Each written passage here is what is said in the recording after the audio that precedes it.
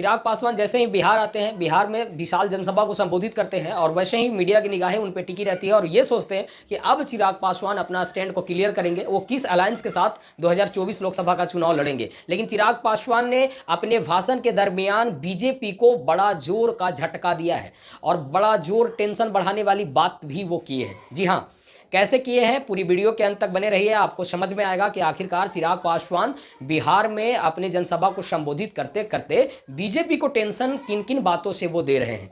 एक तरफ चिराग पासवान ये कहते हुए नजर आते हैं कि मेरा जो गठबंधन है वो केवल और केवल आम आदमी से है, आप लोग से है, पब्लिक से है। तो ये बात तो सब जानते हैं कि जो गठबंधन होता है वो एक पार्टी का होता है, लेकिन संपर्क सीधा और सीधा पब्लिक से होता है। तो चिराग पासवान ने यहाँ एक बात कहा कि मेरा गठबंधन सारे लोग आयास लगा रहे हैं, कयास लगा रहे हैं कि मेरा गठबंधन किन से है, तो मेरा गठबंधन आप लोगों से है।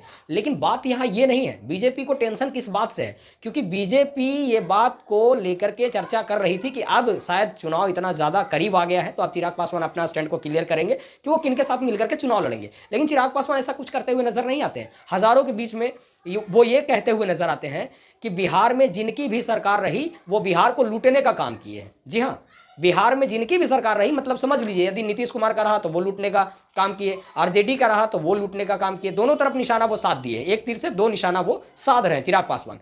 दूसरी तरफ बीजेपी के नेता ये सोच सोच के परेशान होंगे कि आखिरकार आज भी चिराग पासवान ने उन सारी बातों को क्लियरिटी नहीं दी।